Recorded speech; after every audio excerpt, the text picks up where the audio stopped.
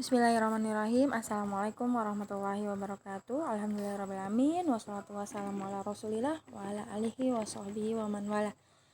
Alhamdulillah ya, kita kembali di pelajaran matematika ya, masih di bab ketiga, yaitu tentang aljabar.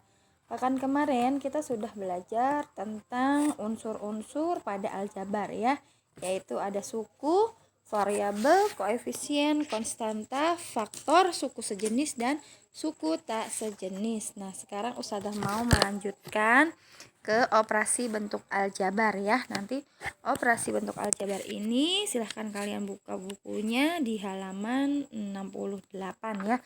Operasi pada bentuk aljabar juga sama seperti pada bilangan bulat ya, ada penjumlahan dan pengurangan, kemudian ada perkalian dan pembagian ya. Yang pertama, penjumlahan dan pengurangan ya. Penjumlahan dan pengurangan bentuk aljabar dapat dikerjakan dengan menjumlahkan atau mengurangkan suku-suku sejenisnya. Jadi, yang bisa dijumlahkan atau dikurangkan itu hanya yang satu jenis ya sukunya ya. Kemudian untuk perkalian dan pembagian bentuk aljabar diselesaikan dengan cara seperti perkalian dan pembagian bilangan-bilangan bulat biasa ya.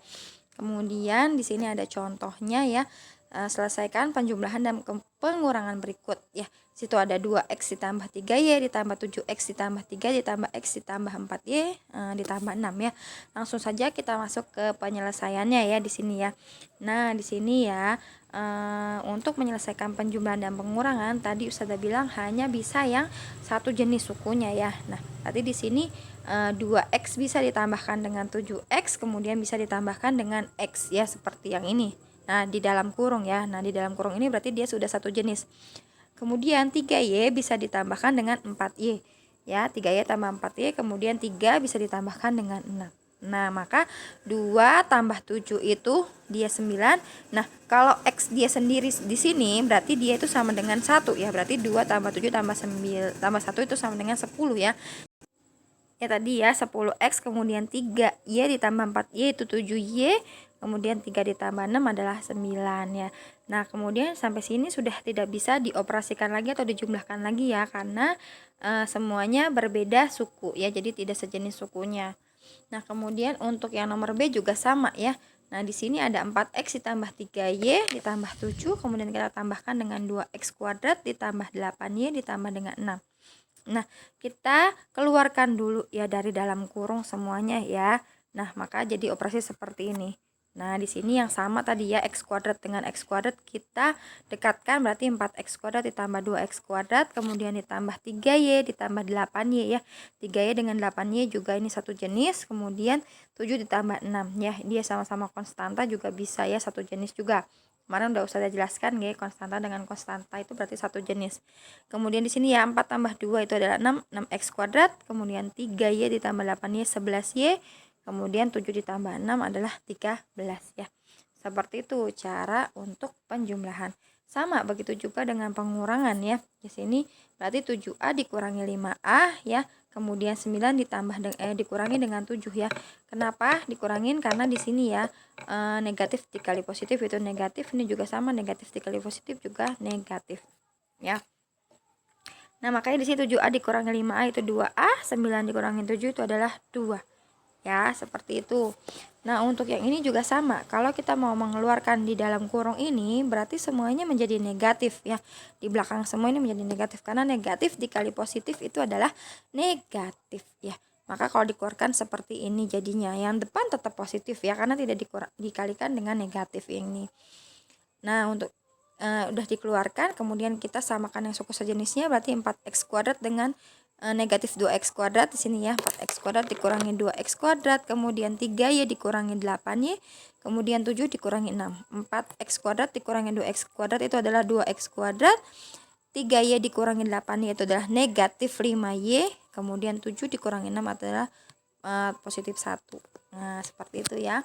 Kalau untuk penjumlahan dan pengurangan tadi harus syaratnya sukunya harus sejenis dulu ya. Ingat, kalau x kuadrat dengan x itu beda ya, dia tidak sejenis ya.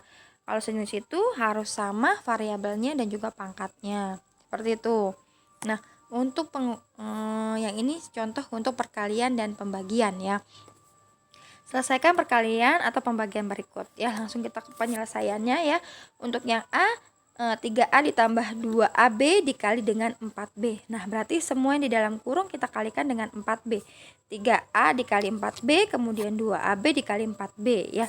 Nah, ini nanti bisa dikasih tanda kurung ya, biar nggak bingung. Nah, seperti ini.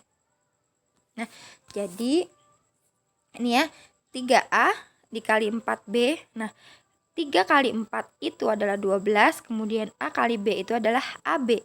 Nah, kalau di sini 2 dikali 4 dulu itu adalah 8, kemudian A sendiri, B dikali B itu adalah B kuadrat. Nah, jadi 12AB ditambah 8AB kuadrat. Nah, untuk yang nomor 5, nah ini ya, diperhatikan. 5AB ditambah 2 dikali dengan 2A ditambah dengan 3 sama dengan ya. Di sini kita keluarkan dulu ya. Nah, ini 5AB dikali dengan 2A, kemudian 5AB dikalikan dengan 3. Nah, kemudian di sini 2 dikalikan dengan 2A, kemudian 2 dikalikan dengan 3. Jadi yang di depan sini dikalikan dengan di belakang semuanya ya, seperti itu caranya. Jadi 5A dikali 2A, 5AB dikali dengan 3 juga. 2 dikali dengan 2A, kemudian 2 dikali dengan 3 juga ya, seperti itu. Jadi yang ini kita tandain kurung juga ya, biar tidak bingung. Nah, di sini. Nah, itu ya. Jadinya sini ya, 5 kali 2 itu adalah 10. A kali A itu adalah A kuadrat, kemudian B sendiri ya, tidak ada temannya.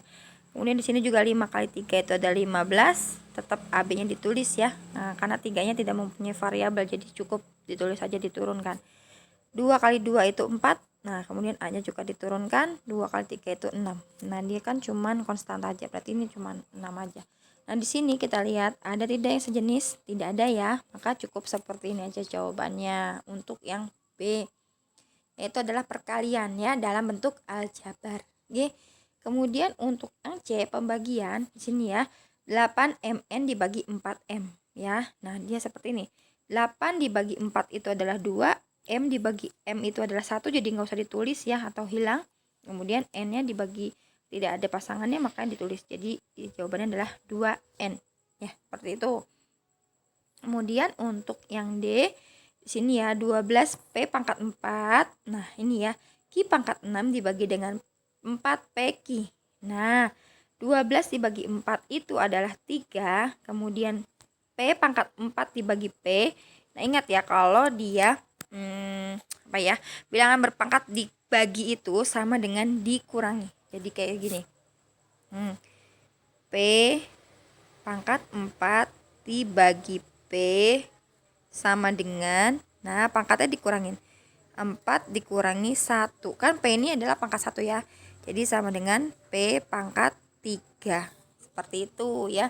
Jadi P pangkat 3 itu dapatnya dari sini ya. 4 dikurangi 1. Kemudian ini juga sama, 6 dikurangi 1 jadinya P pangkat 5. Nah, itu ya, itu adalah perkalian dan pembagian bilangan berpangkat. Untuk lebih jelasnya, insya Allah besok di sekolah akan Ustazah jelaskan ya, atau bisa ditanyakan kembali langsung, atau bisa juga kita langsung membahas soal ya, biar tidak lama ya, karena waktunya hanya 1 jam saja ya. Kita langsung bahas tentang eksplorasi, makanya simak dulu videonya. Oke, saya cukupkan dengan baca alhamdulillahirobbilalamin, barakallahu fikunna.